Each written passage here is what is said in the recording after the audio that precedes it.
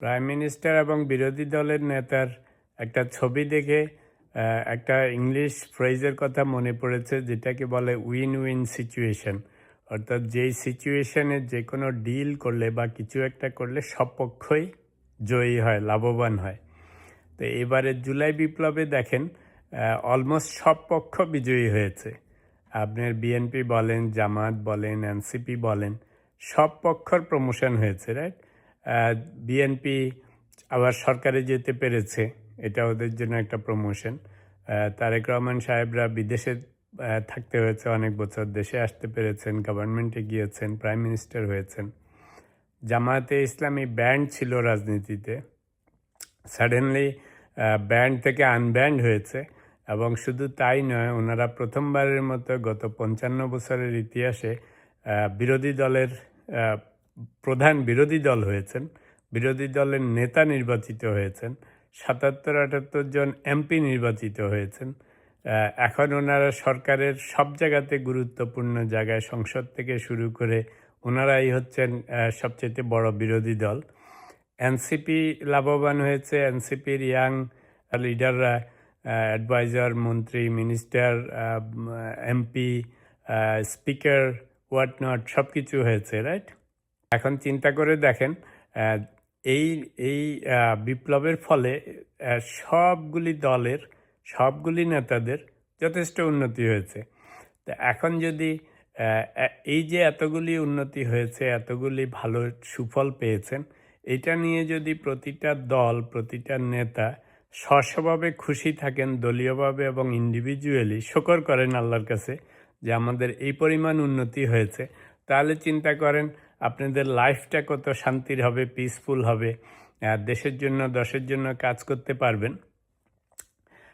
জামাত এনসিপির ইয়েস, আপনাদের মনে একটু দুঃখ যে আপনারা ভেবেছিলেন আপনারাই সরকারে যাবেন, কিন্তু প্রতিটা জিনিস একটু স্লোলি হয়। আপনি ইউনিভার্সিটি থেকে পাশ করে বের হয়ে একবারে তো সিইও হবেন না, আপনাকে আস্তে আস্তে উঠতে হবে। আপনি ভালো চাকরি পেলে তখন সেটা নিয়েই খুশি।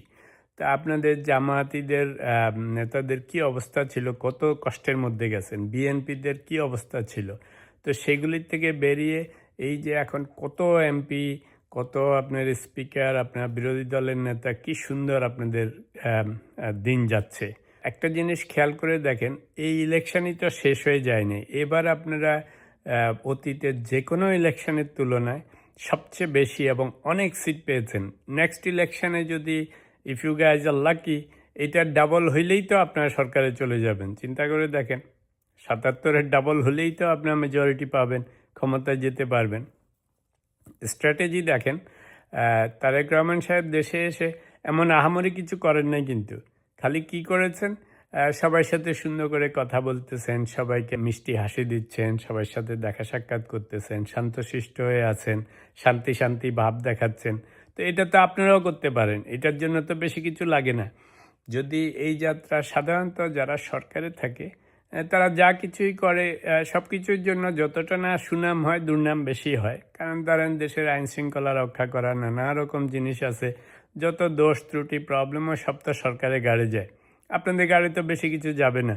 তো আপনারা যদি খালি এখন এই আগামী 5 বছর তারেক রহমানের মতো সুন্দর, শান্ত বিরোধী দল হিসাবে দায়িত্ব পালন করেন, যেখানে যেখানে ওনাদের সরকারের সাথে মিলেমিশে কিছু কাজ করবেন, কিছু ক্ষেত্রে সরকারকে হেল্প করবেন, কিছু কিছু ক্ষেত্রে সরকারকে অ্যাকাউন্টেবল করবেন, এছাড়া সব জায়গায় সুন্দরভাবে, শান্তিপূর্ণভাবে সব কিছু মেনটেন করেন, যেমন তারেক রহমান সাহেব নির্বাচনের আগের থেকে করেছেন।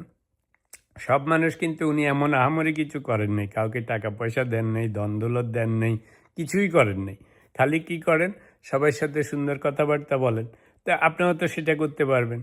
আপনাদের যে A team, B team, C team, যত টিম আছে, প্লাস আপনাদের দলের যে সমস্ত লিডাররা আছে যারা উল্টাপুল্টা কথা বলতেছে, এদেরকে সবাইকে খুব সুন্দর ব্যবহার করতে বলেন জনগণের সাথে। তাহলে নেক্সট ইলেকশনের আগে তখন আপনাদের সৌন্দর্যও থাকলো, বিরোধী দলও থাকলো, তখন ইলেকশনে বলতে পারবেন, বলে হে দেখো কত সুন্দরভাবে আমরা সরকারকে সাহায্য করেছি এবং আরও ভালো কিছু করতে চাই, তা আমাদেরকে একটা চান্স দাও, এবার গতবার তো ওদেরকে দিয়েছ, আমাদের লোকজন কত সুন্দর দেখো। তো এই ছোট্ট জিনিসটা যদি করেন, তাহলে নেক্সট টাইমে হু নোজ আপনারা ডাবল যদি সিট পান তাহলেই তো আপনাদের গভর্নমেন্টে যাওয়া নিশ্চিত হয়ে গেল।